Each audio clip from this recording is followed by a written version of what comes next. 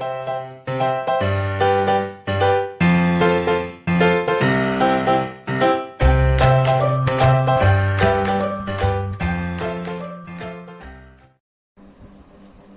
विद्यार्थी मित्रांनो, संजीवनी क्लासेस लोणेरे मध्ये आपलं सर्वांचं खूप खूप स्वागत.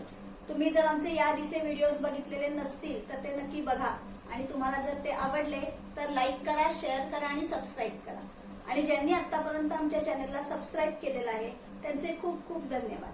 चला तर मग आपण बघतो आहोत M2 चा फर्स्ट चॅप्टर सिमिलॅरिटीचा प्रॅक्टिस सेट 1.4. प्रॅक्टिस सेट 1.4 मधलं 5th सम पासून आपण सुरुवात करणार आहोत. पहिले 4 सम्स जे आहेत त्या 4 सम्सचा एक वेगळा व्हिडिओ मी अपलोड केलेला आहे. तुम्हाला त्या सम्स बद्दल काही डाऊट असेल तर तुम्ही मला कमेंट बॉक्स मध्ये कमेंट करू शकता. ओके, चला तर मग आपण बघूया 5th सम काय आहे ते. Areas of two similar triangles are 225 square centimetre and 81 square centimetre. If a side of the smaller triangle is 12 centimeter, then find corresponding side of the bigger triangle. बघा, त्यांनी इथे काय दिलेलं आहे, areas of two similar triangles. हा word खूप महत्वाचा आहे. सिमिलर म्हणजे इथे आपल्याला लक्षात आलं पाहिजे की दोन ट्रायंगल सिमिलर आहेत हे त्यांनी सांगितलेलं आहे. आणि त्यांचे एरियाज दिलेले आहेत 225 स्क्वेअर सेंटीमीटर आणि 81 स्क्वेअर सेंटीमीटर. आता त्यांच्या एरियावरून आपल्याला कळते की ज्याचा एरिया जास्त तो असणार आहे बिगर ट्रायंगल आणि 225 पेक्षा 81 स्क्वेअर सेंटीमीटर हा छोटा एरिया आहे म्हणजे हा असणार आहे smaller triangle. Side of the smaller triangle is 12 centimetre म्हणजे ज्याचा एरिया 81 स्क्वेअर सेंटीमीटर आहे त्याची साइड 12 सेंटीमीटर आहे. Find corresponding side of the bigger triangle आणि बिगर ट्रायंगलची साइड आपल्याला काढायची. बरोबर. मग आता इथे ट्रायंगलची नावं वगैरे काही दिलेली नाहीयेत. तुम्ही तुमच्या मनाने दोन ट्रायंगल एबीसी PQR असे काढून तुम्ही त्यानुसार सुद्धा triangle ABC similar to triangle PQR as given असं सुद्धा लिहू शकता किंवा ती नावं न लिहिता डायरेक्ट ट्रायंगल 1 आणि ट्रायंगल 2 असं सुद्धा आपण घेऊ शकतो. चला तर मग आपण सुरुवात करूया. इथे मी लिहिते let triangle 1 be a bigger triangle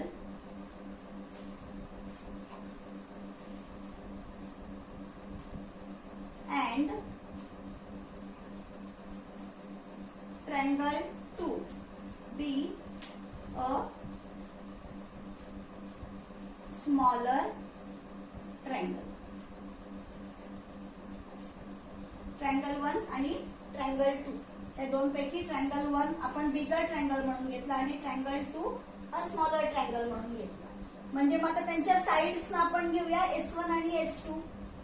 late S1 and S2 be their sides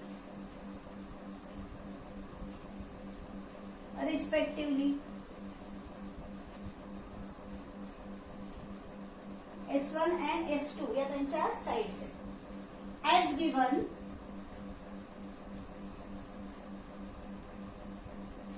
त्यांनी आपल्याला म्हटलंय सिमिलर ट्रायंगल्स म्हणजे इथे आपण लिहू शकतो triangle 1 is similar to triangle 2. दोन्ही ट्रायंगल सिमिलर आहेत. Therefore area of triangle 1 upon area of triangle 2 is equal to S1 square upon S2 square. इथे रिझन काय येईल, theorem of areas of similar triangles. Theorem of areas of similar triangles. M2 मध्ये mostly बरेचसे sums किंवा proof असे जे असतात की ज्याच्यामध्ये आपल्या त्या स्टेप्सना रिझन लिहावं लागतं. मग नेहमी काय लक्षात ठेवायचंय की रिझन जे आहे ते रिझन आपण नेहमी राईट साइडला लिहितो. मग एका लाईन वरती जर रिझन त्याचं मावलं नाही तर नेक्स्ट लाईन वर लिहिताना तिथेच खाली लिहायचंय हे सिमिलर ट्रायंगल या साईडला आलं नाही पाहिजे. येत आहे लक्षात? सिमिलर ट्रायंगल्स म्हणजे तुमचं रिझन जे आहे ते रिझन राईट साईडलाच आलं पाहिजे. तुमच्या ह्या ज्या स्टेप्स आहेत या स्टेप्स आणि रिझन्स हे दोन्ही एकमेकांमध्ये मिक्स नाही करायचे. येत आहे लक्षात? किंवा स्टेप पूर्णपणे पुढपर्यंत गेली आणि रिझन त्याचं खालच्या लाईनला आलंय असंही कधी करायचं नाही. स्टेप आणि त्याचं रिझन दोन्ही एकाच लाईन वरती सुरुवात झाली पाहिजे आणि एका लाईन वरती जर ते मावलं नाही तर ते रिझन तिथेच खाली लिहायचं. किंवा स्टेप जर तुमची या साईडला एका लाईन वरती मावली नाही तर त्याच्याच खाली लिहायची. ती स्टेप रिझन मध्ये केली नाही पाहिजे. हा, हे लक्षात ठेवायचं. मग आता आपल्याला त्यांनी काय काय दिलेलं आहे ते इथे लिहून घेऊया. नाव त्यांनी आपल्याला बिगर ट्रायंगल 225 स्क्वेअर सेंटीमीटर एरिया दिलेला आहे. बिगर ट्रायंगल आहे आपला ट्रायंगल 1. मग इथे आपण लिहूया area of triangle 1 is equal to 225 square centimetre. Then area of smaller triangle म्हणजे एरिया ऑफ ट्रायंगल 2. ट्रायंगल 2 चा एरिया आहे 81 स्क्वेअर सेंटीमीटर. आणि आणखीन एक त्यांनी आपल्याला काय दिलेलं आहे स्मॉलर ट्रायंगलची साईड. मग आपला स्मॉलर ट्रायंगल आहे ट्रायंगल 2 म्हणजे त्यांची साईड आली S2 म्हणजे इथे येणार S2 is equal to 12 centimetre. इथे लिहूया as given. Now as given त्यांनी आपल्याला area of triangle 1, area of triangle 2 आणि S2 या तिघांच्या व्हॅल्यूज दिलेल्या आहेत. आता या सगळ्या व्हॅल्यूज ज्या आहेत ते आपण या स्टेप मध्ये सबस्टिट्यूट करूया. मग इथे आपण लिहूया देअरफॉर एरिया ऑफ ट्रायंगल 1 च्या इथे येणार 225 अपॉन एरिया ऑफ ट्रायंगल 2 आहे 81 म्हणजे इथे आले 81 इज इक्वल टू.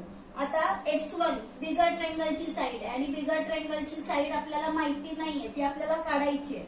म्हणून S1 स्क्वेअर हे आपण असंच लिहिलं आणि S2 स्क्वेअर S2 ची व्हॅल्यू आहे 12 म्हणून इथे आपण लिहिलं 12 स्क्वेअर. म्हणजे या सगळ्या व्हॅल्यूज आपण इथे सबस्टिट्यूट केल्या. आता बघा 225 हा आहे 15 चा स्क्वेअर. 81 हा आहे 9 square is equal to S1 square upon 12 square. म्हणजे इथे दोन्ही रेशोज मध्ये सगळीकडे स्क्वेअर आले. म्हणजे आपण आता इथे त्यांचा स्क्वेअर आपल्याला घ्यायची गरज नाहीये किंवा हा स्क्वेअर असाच ठेवून 12 चा वगैरे स्क्वेअर करायची गरज नाहीये. आपण डायरेक्ट इथे आता टेकिंग स्क्वेअर रूट घेऊया म्हणजे या सगळ्यांचा स्क्वेअर जाईल. म्हणजे इथे येणार 15 upon 9 is equal to S1 upon 12. याचं रिझन इथे लिहूया taking square root. Taking square root. आता 12 इथे डिवाइड आहेत या साईडला गेल्यानंतर मल्टिप्लाय होतील. 15 into 12 upon 9 is equal to S1. Therefore आता डिवाइड करूया. 3 3 जा 9, 3 4 जा 12, 3 1 जा 3, 3 5 जा 15. 5 इंटू 4 5 4 जा 20 is equal to S1. That is S1 is equal to 20. आता बघा इथे त्यांनी साईडला युनिट सेंटीमीटर दिलेला आहे म्हणजे इथे आपल्याला S1 ची व्हॅल्यू मिळालेली आहे त्याला पण युनिट आपण 20 सेंटीमीटर लिहू शकतो. मग आपण S1 कशाला मानलेला आहे corresponding side of bigger triangle. म्हणजे आपण फायनल आन्सर इथे लिहिताना लिहायला हवंय करस्पॉन्डिंग साइड ऑफ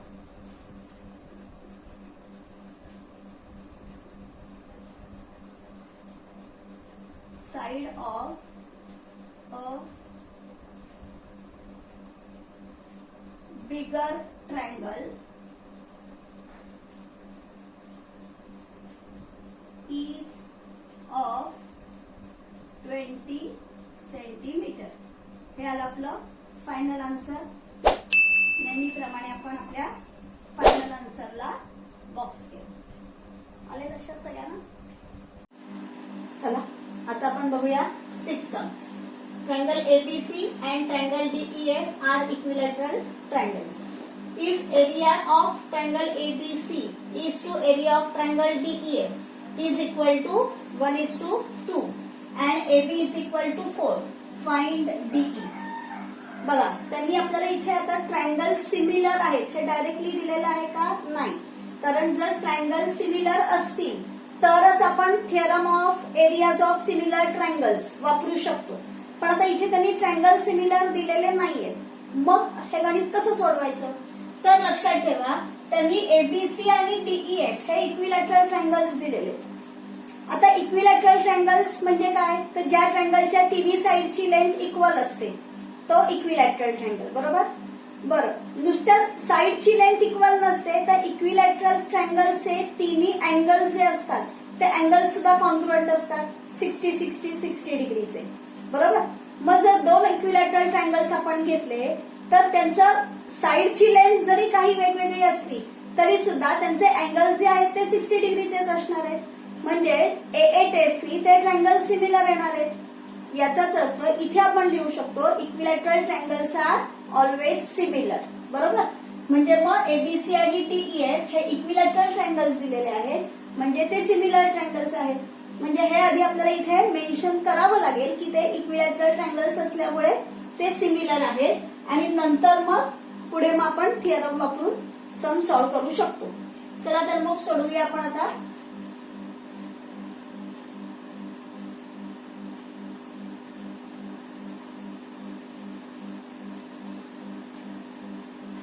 इथे आपण लिहूया triangle ABC and triangle DEF are equilateral triangles.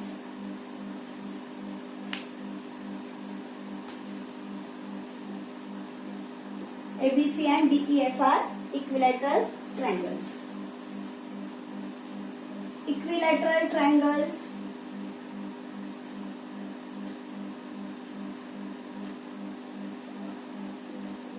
are always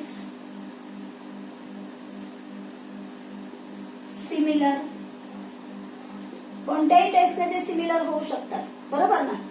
ए टेस्टने म्हटलं तरी सिमिलर होतील, एस टेस्टने म्हटलं तरी सिमिलर होतील आणि एस टेस्ट म्हटलं तरी सिमिलर होतील.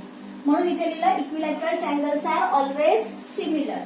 Therefore triangle ABC is similar to triangle DEF. आणि म्हणून हे जे ABC DEF इक्विलॅटरल ट्रायंगल सांगितलेले आहेत हे इक्विलॅटरल ट्रायंगल्स सिमिलर आहेत. बरोबर.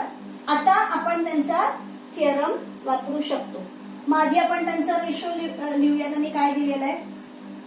as given area of triangle ABC upon area of किंवा इथे आपण असंच त्यांनी दिलंय त्या फॉर्म मध्येच आधी लिहूया. नंतर सम सॉल्व्ह करताना आपल्याला न्यूमरेटर आणि डिनॉमिनेटरच्या फॉर्म मध्ये लिहायचे. Area of triangle DEF is equal to 1:2 and आणखीन त्यांनी आपल्याला काय दिलेलं आहे? AB is equal to 4. ही त्यांनी आपल्याला इन्फॉर्मेशन प्रोव्हाइड केलेली आहे. बरोबर. आता आपण इथे लिहूया by the theorem of areas of similar triangles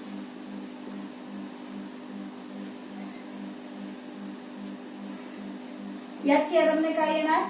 area of triangle ABC upon area of triangle DEF is equal to ratio of areas of triangles is equal to the ratio of squares of their corresponding sides.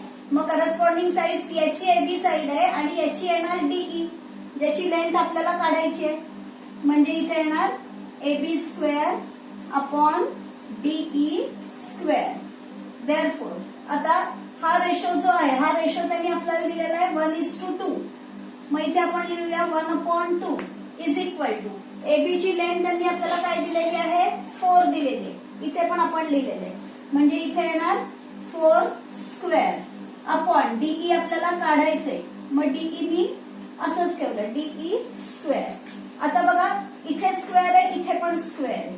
आता 1 आणि 2 हे जरी कोणाचे square दिसत नसले तरी आपण त्याचे स्क्वेअर रूट घेऊ शकतो कारण 1 चा स्क्वेअर पण 1 आहे त्यामुळे 1 चा स्क्वेअर रूट येणार 1 आणि 2 चा स्क्वेअर रूट येणार √2. मग इथे आपण लिहूया taking square route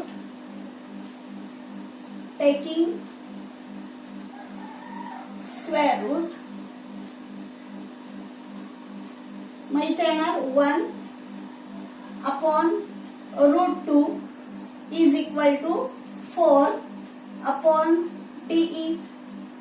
therefore DE ने इथे 1 ला मल्टिप्लाय केल्यानंतर येणार डीई आणि √2 ने 4 ला मल्टिप्लाय केल्यानंतर येणार 4√2 म्हणजे डीई ची लेंथ आपल्याला मिळाली 4√2. आता इथे 4 ला त्यांनी काही युनिट दिलेलं नाहीये त्यामुळे इथे सुद्धा आपण दुसरंही कोणतं युनिट लिहू शकत नाहीये म्हणून आपण तिथे फक्त काय लिहिणार आहोत युनिट. म्हणजे इथे आपलं फायनल आन्सर आपण बॉक्स मध्ये लिहूया डीई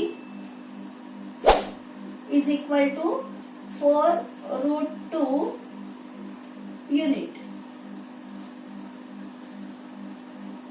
हे आलं आपलं फायनल आन्सर. आता आपण बघूया या प्रॅक्टिस सेट मधलं लास्ट सम. ती एक ऍक्टिव्हिटी त्यांनी आपल्याला दिलेली आहे. त्यांनी एक फिगर दिलेली आहे. फिगर मध्ये त्यांनी काय सांगितलेलं आहे पहा. Set PQ parallel to set DE. PQ is parallel to DE. Area of triangle PQF is equal to 20 square units. तुमच्या टेक्स्टबुक मध्ये त्यांनी 20 युनिट्स असं म्हटलेलं आहे पण लक्षात घ्या हा एरिया आहे. एरियासाठी आपण नेहमी स्क्वेअर युनिट वापरतो त्यामुळे इथे एरिया ऑफ तुम्ही तिथे टेक्स्टबुक मध्ये तुमच्या करेक्शन करून घ्या. Area of triangle PQF. Triangle PQF कुठे आहे पहा. हा आहे ट्रायंगल PQF. त्याचा एरिया त्यांनी दिलेला आहे 20 square units. PF is equal to twice DP. PF ची लेंथ कशी आहे ती त्यांनी सांगितलेली आहे या DP च्या ट्वाइस आहे. ट्वाइस आहे म्हणजे 2 टाइम्स आहे बरोबर. म्हणजे PF मोठा आहे लक्षात घ्या. PF ची लेंथ कशी सांगितली आहे तर या डीपीच्या ट्वाइस आहे म्हणजे डीपी ची जी लेंथ असेल त्याला 2 ने मल्टिप्लाय केल्यानंतर PF ची लेंथ मिळणार आहे.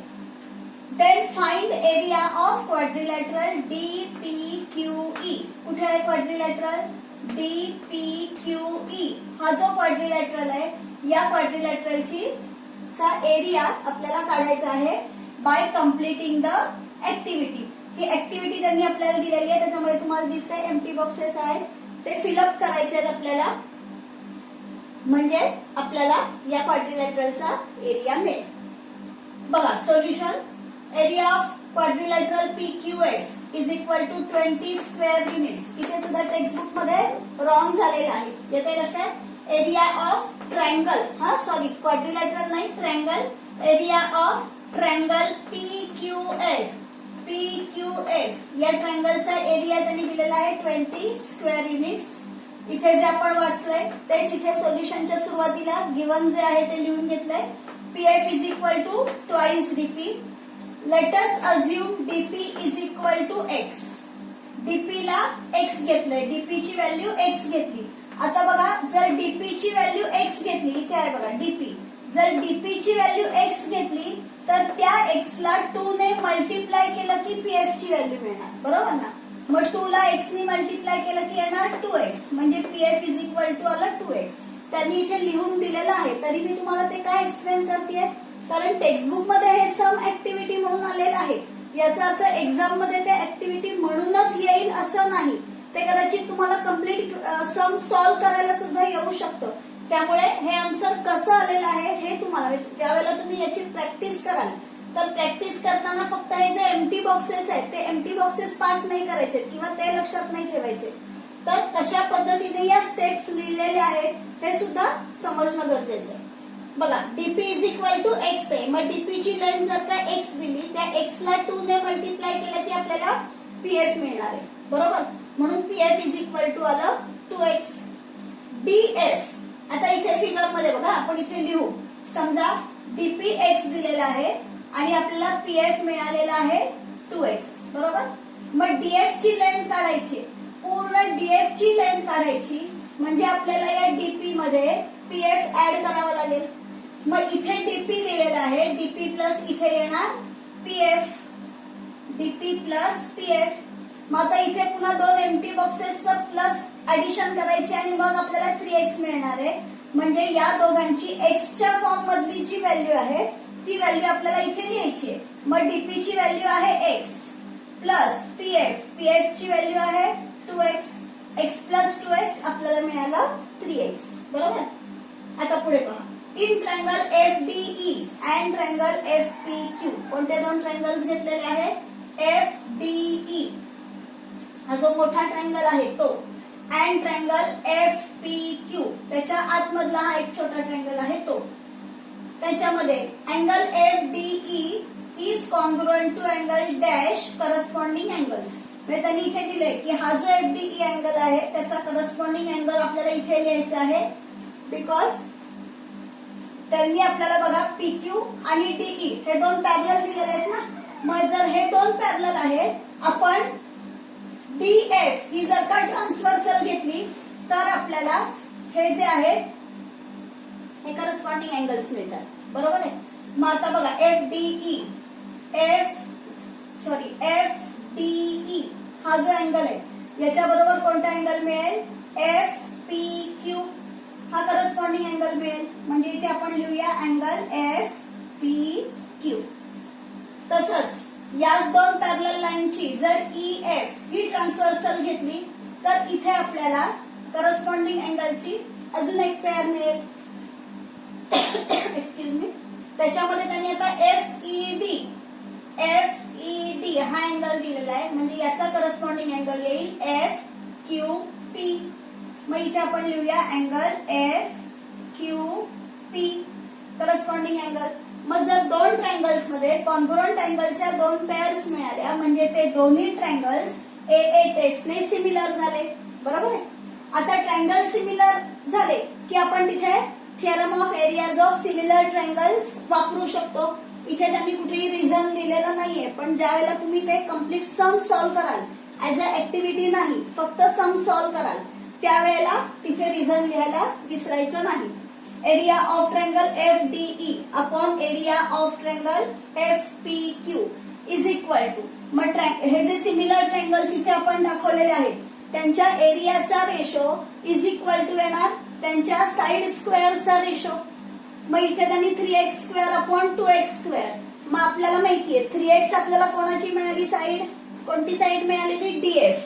म्हणजे इथे डीएफ ही जर का याची साइड आली, इथे येणार डीएफ स्क्वेअर. स्क्वेअर लिहायला विसरायचं नाही, फक्त डीएफ लिहिलं तर रॉंग होईल.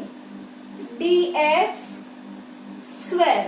मग याची डीएफ साइड आली म्हणजे याची येणार पीएफ. या ट्रायंगलची साइड येणार पीएफ, म्हणजे तिथे येणार पीएफ स्क्वेअर. बघा पीएफ ची लेंथ आपल्याकडे 2x आहे, पीएफ 2x, बरोबर. 3x square upon 2x square.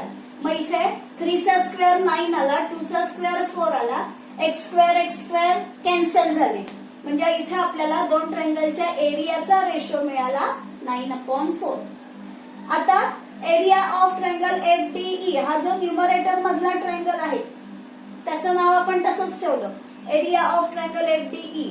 म्हणजे हा जो एरिया ऑफ ट्रायंगल एफपीक्यू या साइडला डिवाइड आहे तो इक्वल टू च्या या साइडला गेल्यानंतर मल्टिप्लाय होईल, म्हणून तो 9/4 ला मल्टिप्लाय झाला. Area of triangle FPQ is equal to 9/4 into, आता इथे एम्प्टी बॉक्स आहे.